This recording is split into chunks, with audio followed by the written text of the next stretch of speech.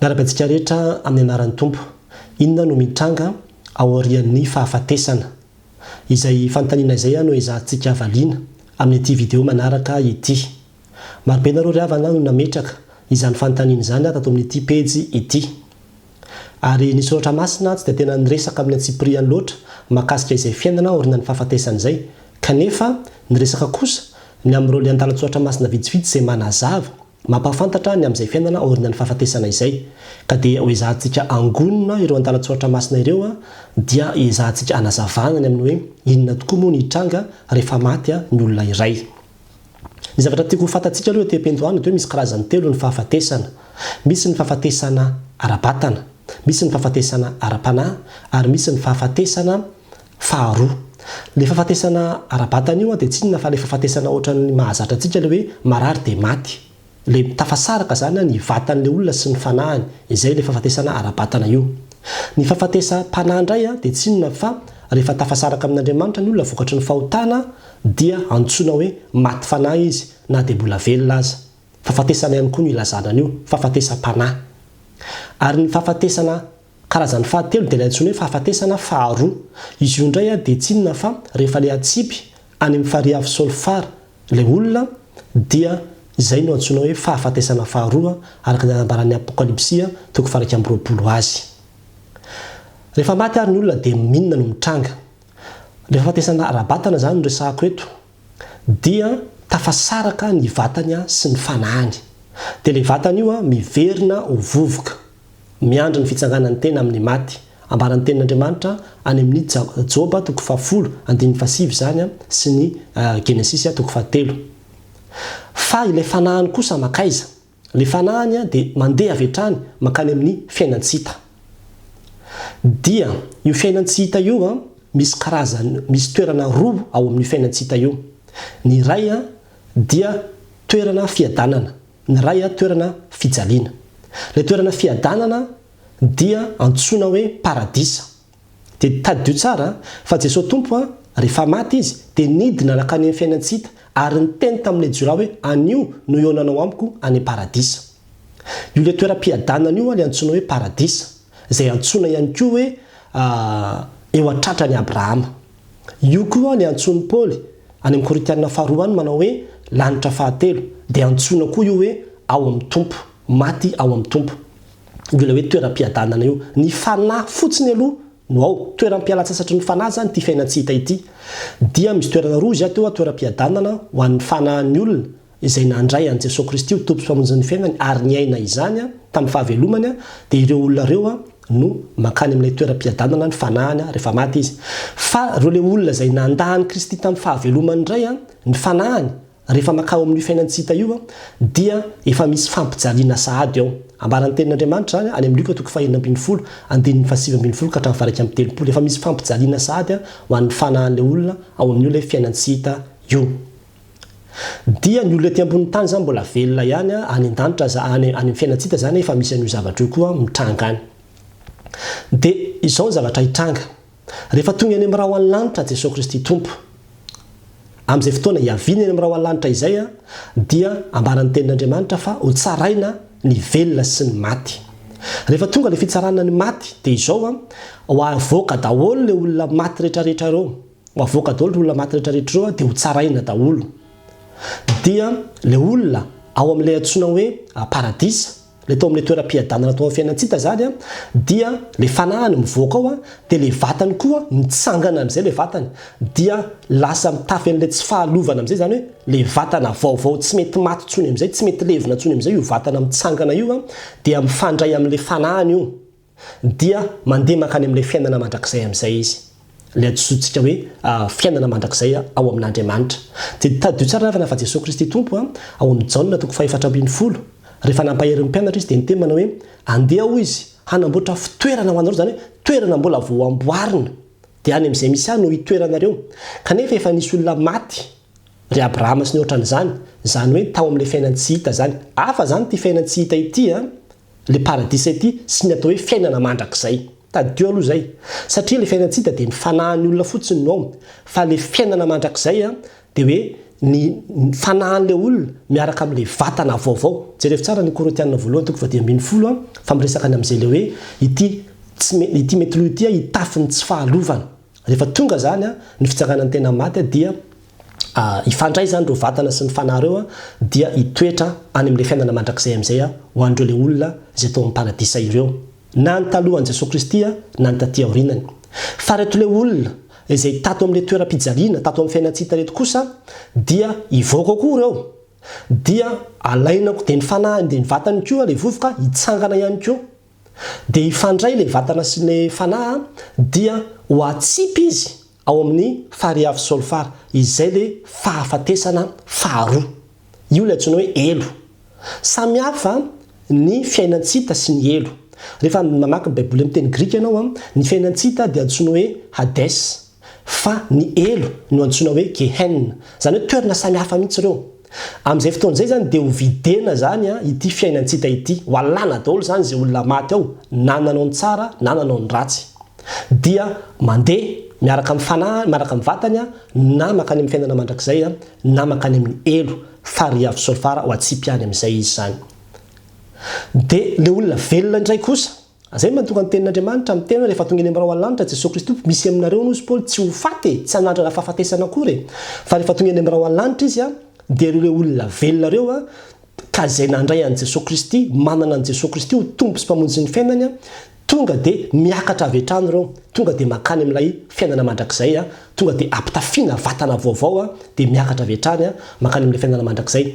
Fa ireo olona izay le nandany Kristy tsy nanaraka ny Kristy kosa dia tonga dia fahatsaraina koa dia mandeha avy hatrany makany amin'ilay fahaverezana mandrakizay. Izay koa le antsoina hoe faran'izao tontolo izao. Le fahatongavan'i Jesosy eny amin'ny rao alanitra zany faran'andro, faran'izao tontolo izao tapitra eo zany ny andro. Dia manomboka eo dia izay nahatonga ny tenin'Andriamanitra milaza manao hoe tsisy tsony ny fahafatesana. Rehefa fahafatesana aiza ny herinao, dia ny fiainantsika koa tsisy tsony ny herin'ny fiainantsika. Nalaina zany ny fahafatesana dia nalaina koa ny fiainantsika dia natsipy niaraka nakao amin'ny elo. Tsy misy tsony zany le fiainantsika.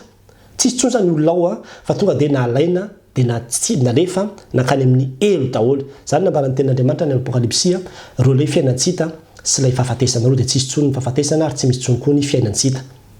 Dia ny zavatra tsara ho fantatsika dia izao, misy karazany telo arak'izany ny fitsarana.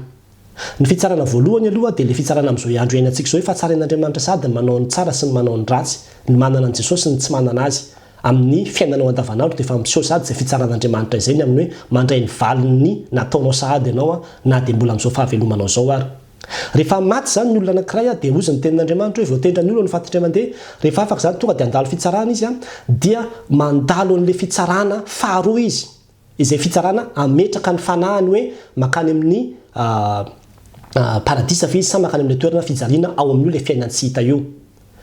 Dia rehefa tonga indray Jesosy Kristy hitsara ny velona sy ny maty dia mbola misy fitsarana indray zany amin'izay fotoana izay, saingy fitsarana izay efa confirmation io sisa, confirmation le jugement izay efa natao tamin'ilay faharoa ny amin'ny hoe ireto olona ato amin'ny paradisa reto tonga dia mandeha makatsy amin'ny fiainana mandrakizay amin'izay.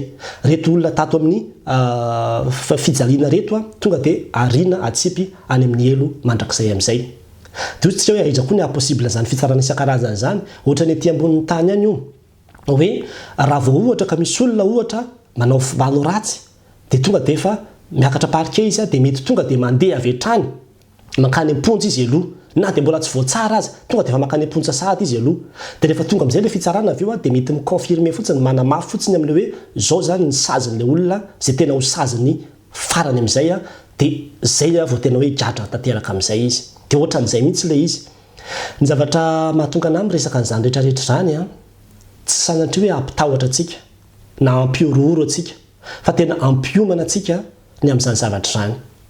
Ny soratra masina ry havana dia tena tsy maintsy tanteraka izay ambaran'ny tenin'Andriamanitra, na mino ianao na tsy mino ianao, tsy maintsy hisy izany fitsaran'Andriamanitra izany ho an'izay olona rehetrarehetra matrika fahafatesana. Aza mieritreritra mihitsy ianao hoe mety raha misy fivavahana hafa mampianatra anao amin'ny hoe misy ny toerana fahatelo mety hisy ny olona eo anelanelan'ireo le hoe fiainana mandrakizay sy ny elo ireo dia tena miteny aminao fa tsy ara-tsoratra masina zany fampianarana zany. Tsy misy na dia andala-tsoratra masina iray azy ao amin'ny Baiboly manazava an'izany. Ary ny fiainanao zao dia fahafantarana sady eo aizany misy anao fa tsy surprise io dia izany mahatonga antsika hoe mila mivavaka tsika mila manantona an'Andriamanitra tsika manomana zao sady izany mandrakizay antsika izany fa tena zava-doza ry havany tena zava-doza izany ho any amin'ny elo zany aza mieritreritra anao hoe za rehefa maty dia mbola hisy hitondram-bavaka ao anahy dia afaka indray ny fanahiko dia zay avy andeo ary tena miteny aminao ho diso fanantenanany amin'izany ianao fa tsisy ngady andalan-tsoatra masina iray aza ao anatin'ny soatra masina manamarina an'izany ary mety misy koa olona hiteny aminao mpitondra fivavahana hoe tsy misy akory zany elo zany fa ny Andriamanitra inotsika dia Andriamanitra fitiavana tsy andafa ny olona any amin'ny elo zany izy fa tsisy akory zany elo zany fa fampitahorana fotsiny zany dia tena miteny aminao fa tena fampianaran-diso koa zany fa Jesosy Kristy tompo mihitsy no miteny manao hoe matahora zay mahay manary ianareo any amin'ny elo Jesosy no niteny an'izany misy io elo io ry havana tena misy io ary zany andro any tena ampandiny tena antsika amin'izao andro farany ainantsika izao ny amin'ny hoe aleo re mivavaka ialao ny ratsy manatona an'Andriamanitra fa efa andro farany izao mandalo zao fiainan'izao sy ny filany fa izay manao ny sitrapon'Andriamanitra no aharitra mandrakizay toy ny irany tanora masina itosy hoe efa ho avy zao ny fitsarana sainy teny zao ny mombanao lalana makaiza dinio ka mahaiza misafidy zay alehanao fa ny lalana sosy tena tsara zay tena azo antoka tokoa dia tsisy afa-tsy eo amin'ny Jesosy Kristy tompo irery ihany ary zao ianao no mandray ny fanapa-kevitra hoe ho aiza ny mandrakizay anao manomboka ety an-tany ny mandrakizay anao eto ianao no mamaritra ny amin'izay toerana andehananao fa aza mieritreritra hoe surprise nao rehefa any mahita azy Andriamanitra ve tsy amindra fo amiko za ve tsy ho vonjeny fa ahoana moa raha ohatra ka ety ambonin'ny tany ianao za zao raha ohatra ka hoe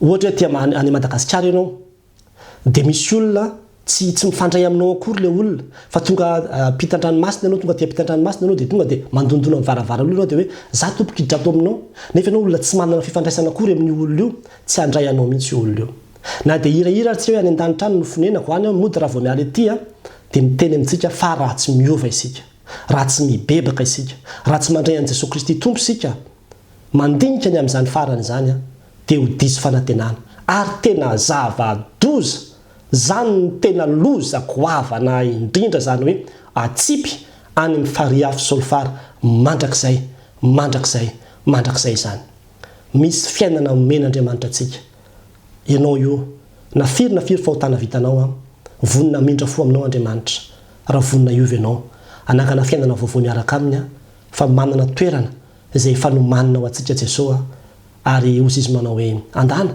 atsovy daholo ny olona fa efa vovoatra ny fampakaram-bady efa vonina ny tompo fa ianao no andrasany mahereza matanjaha fa tianao Jesosy ary te hamonjy anao izy ho an'Andriamanitra ny voninahitra amen.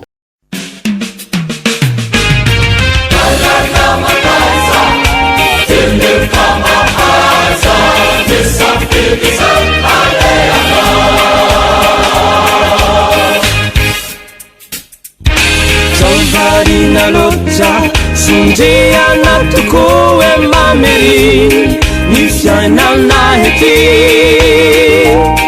e verina wanga farantiteu Jesus zaina noloja muni sesaniva saruvi fani antukini favelu manama hareja te anjamanija Inna lotta, sindea natuko e mameri, nindana naeke. Eferi nawaga faransikun, Jesus izay namuluja, unisi zaniga. Sarubi fani antukini vambelu manama arija, te anjamanija.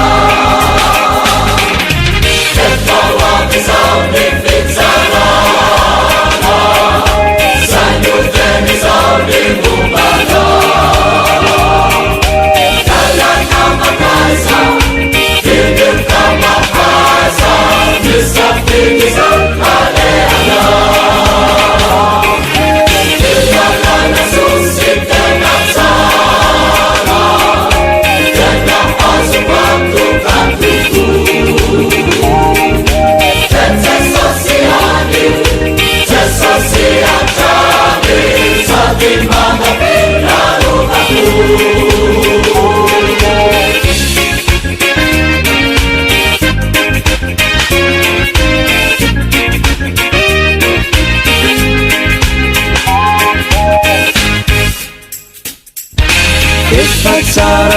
loza natoerana are ankotrany hoan'ireo zanany hoan'ireo mpanompo mahatoky sy navitany asany nano mititiny hoan'isay mipempaka ka miaiky nyadisona vitany eo anatreany